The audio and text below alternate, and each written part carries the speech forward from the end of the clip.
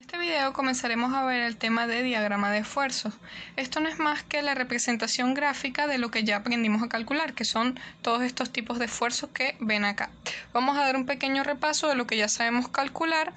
Recordemos que todos estos esfuerzos se producen por acción de la fuerza cortante, la fuerza normal, el momento flector, que es lo primero que vimos en la materia. Entonces ahora vamos a ver cómo graficar a lo largo de una sección transversal el esfuerzo, porque recordemos que ahí es donde ocurre el mismo. Entonces, el primero que vamos a repasar es el esfuerzo normal. El esfuerzo normal ya sabemos que es la fuerza entre el área, donde la fuerza es la fuerza normal o la fuerza axial. Fíjense que esto es un valor que depende únicamente del área de la sección transversal y de la fuerza como tal. Eso quiere decir que para toda el área se genera el mismo esfuerzo normal.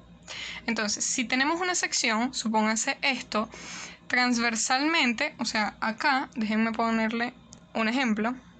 Ok, aquí está. Esto es esto que está aquí. O sea, yo estoy viendo nada más esta cara, pero transversalmente aquí está el área. Entonces acá se supone que es que ocurre el esfuerzo axial. Entonces acá yo estoy viendo solo una cara, pero realmente eso se produce en toda esta área, ¿ok? Que es la sección transversal. Voy a colocar aquí más o menos cómo sería. ¿Ok? Es más o menos así. Es una constante. Vean que en este gráfico todos los puntos de la sección transversal tienen el mismo valor del esfuerzo normal. O sea, esto que está aquí, que es la magnitud del esfuerzo, es lo mismo para este punto que para este punto que para este punto. O sea, toda la sección está a un esfuerzo normal constante. El esfuerzo normal siempre es así porque solo depende de esto.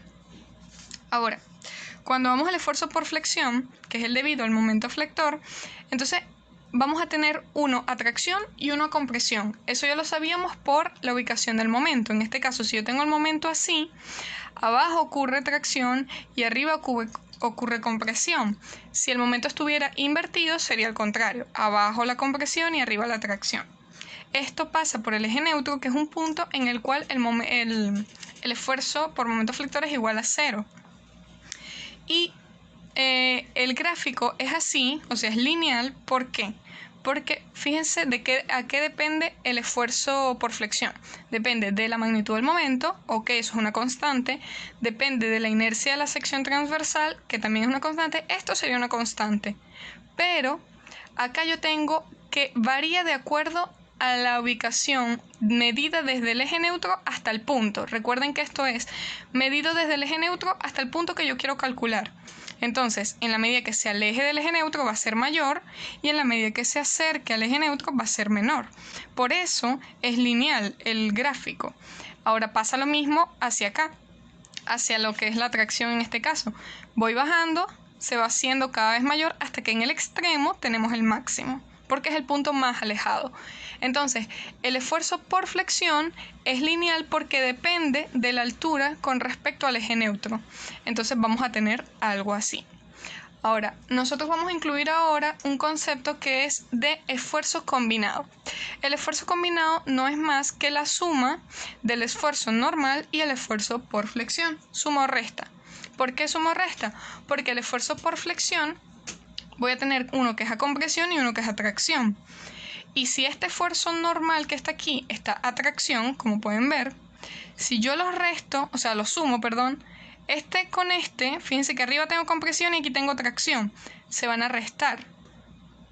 Y este con este, ambos están a tracción, se van a sumar. Por eso es que es más o menos. Entonces, el esfuerzo normal es una constante. El esfuerzo por flexión, tengo uno a compresión y uno a tracción y es lineal. Entonces, cuando lo sumo y resto, ¿verdad? Voy a obtener unos nuevos valores que son el esfuerzo combinado. Acá en el extremo voy a tener un esfuerzo combinado que va a ser menor al que tenía aquí y acá el esfuerzo por tracción combinado va a ser mayor que el que traía acá porque estoy sumándole esto. Eso implica que el eje neutro ya no va a estar ubicado en este punto, sino que se va a desplazar hacia arriba.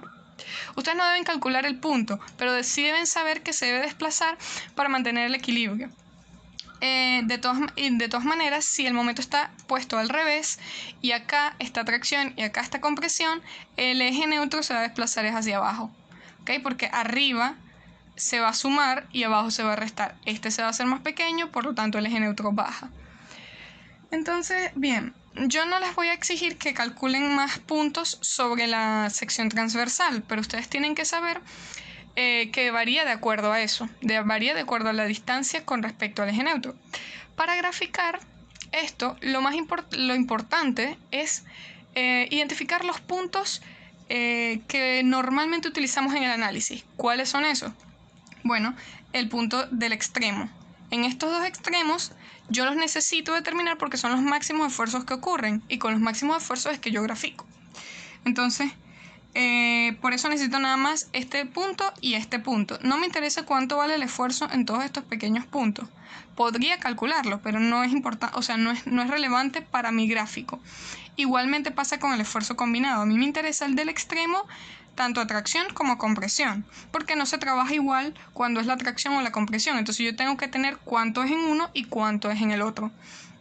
Pero simplemente los extremos. Ahora, en cuanto al esfuerzo cortante, nosotros habíamos visto anteriormente el esfuerzo cortante como esfuerzo cortante es igual a la cortante entre el área. Pero esto no es esfuerzo cortante, sino esfuerzo cortante promedio, porque el esfuerzo cortante no se distribuye uniformemente en la sección. Entonces, nosotros habíamos visto era esto así. Ahora sí lo vamos a ver específico, que depende del punto en el que yo estoy analizando. Es decir, sí depende de la sección. Es como el esfuerzo por momento flector, que depende de la altura, depende de dónde está ubicado el punto. Bueno, lo mismo sucede con el esfuerzo cortante. O sea, depende de dónde está ubicado el punto. Vamos a verlo más a detalle. Nosotros tenemos aquí que la ecuación es la cortante multiplicada por Q dividida entre la inercia multiplicada por B. La cortante y la inercia ya la conocemos. ¿Qué es Q? Q es el momento estático del área contraria al eje neutro. Aquí lo importante es que sepan que es el área contraria. La base va a ser la base donde está ubicado el punto al que yo estoy calculando. Más ahorita vamos a ver cómo, o sea, de qué depende esto. Bien. Acá yo tengo que el esfuerzo cortante, que tengo la misma ecuación que ya les había mostrado, les coloqué acá que Q es el momento estático y lo que les dije, que las tensiones no se distribuyen uniformemente sobre el área. Entonces, si quiero encontrar el esfuerzo cortante, tensión es igual a esfuerzo, ¿ok? La tensión cortante, debido a la fuerza cortante, obvio, en un punto específico, tengo que utilizar esta ecuación que está aquí. Entonces, supongamos que yo quiero determinar la cortante en el punto A, este que está ubicado aquí. Entonces, la cortante tiene un valor. Ok, esto yo lo conozco. La inercia. Determino la inercia de esto que es base por altura al cubo sobre 12. Más nada porque es solo un rectángulo. La base. La base es donde está ubicado el punto. Entonces, yo debo trazar una línea por el punto en el que voy a calcular el esfuerzo cortante. Trazo una línea. Acá la tengo. Entonces, la base es todo esto.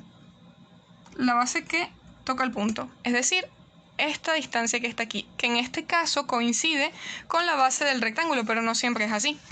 Entonces ya sé que la base del rectángulo es la base que voy a colocar acá. Ahora el momento estático. El momento estático es del área contraria al eje neutro, medida desde el punto donde yo estoy trazando la línea, o donde quiero determinar. Entonces, ¿cuál es el área contraria al eje neutro? Todo lo que está por encima de esta línea, porque acá está el eje neutro. Entonces, es esta área la que va a ser momento estático. Esa es el área al que yo le tengo que determinar esto que está aquí. Entonces, el momento estático, que ya también lo vimos, es el primer momento del área. Es el área multiplicada por el brazo. ¿Y desde dónde se mide el brazo? Se mide desde el eje neutro hasta el centroide de esa área. En este caso es esta que está aquí. Entonces el centroide va a estar obviamente en la mitad. Acá extiendo, tengo esto. Esta distancia de acá es la distancia del eje neutro al centroide. Esa es Y. ¿Ok? Y el área prima va a ser el área de esta sección que ya marqué acá, que es la que está contraria al eje neutro. Entonces va a ser esta base por, esta altura por esta base. ¿Okay? Y ahí ya determiné el momento estático. Recuerden, momento estático, área por brazo. Entonces, no es complicado, solamente que tienen que tener cuidado con lo que están colocando, con la distancia al eje neutro, ubicar bien el centroide. Y depende, porque a veces no tienes una sola área que hace momento estático. Lo que pasa es que esto es como un rectángulo perfecto, entonces es más sencillo. Pero dependiendo del tipo de sección transversal que tengas, el esfuerzo cortante va a variar.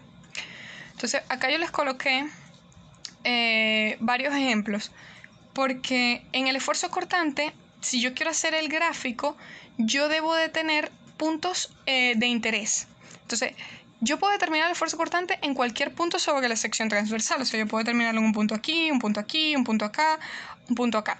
Pero ¿cuáles son los puntos que yo necesito determinar para hacer el gráfico? Es como cuando veíamos esfuerzo por momento flector. Yo puedo calcular el esfuerzo aquí, aquí, aquí, en cualquier parte. Pero ¿cuál necesito para graficar? El extremo, este y este. Con eso basta. Lo mismo aplica para el esfuerzo cortante. ¿Cuáles son los puntos que debo determinar? Bueno, para eso se hace un gráfico de distribución, así se llama. Y en ella identificamos todos los puntos a considerar. ¿Cuáles van a ser los puntos a considerar? Siempre que haya un cambio de base, ¿ok? Siempre que esta base que está aquí cambie. Entonces, como siempre, tomo el extremo, este va a ser un punto 1, y puedo tomar acá el punto 2. Los extremos siempre tienen que calcularse. Luego tengo dónde cambia la base. Aquí cambia la base, en este punto. Ya no voy a tener esta base de aquí, sino que es una base más pequeña. Entonces, ¿qué hago? Determino un esfuerzo cortante acá, 3, y un esfuerzo cortante, un infinitesimal por debajo, 4. ¿Ok? ¿Qué implica esto? Que yo voy a tener un punto con la base grande y un punto con la base pequeña, que me va a dar la transición del esfuerzo cortante en ese punto. Porque en ese punto, como cambia la sección transversal, o sea, cambia la base, va a haber un cambio importante en la cortante, o sea, en el esfuerzo cortante.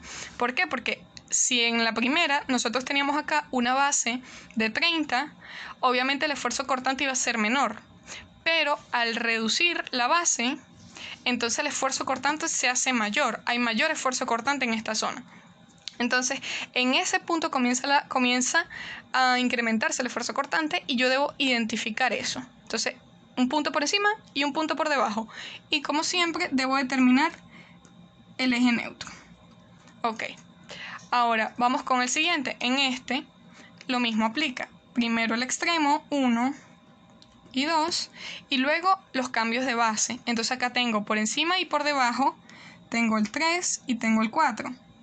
Ok, luego tengo el eje neutro, y acá hay otro cambio de base. Entonces aquí voy a tener el 5 y el 6.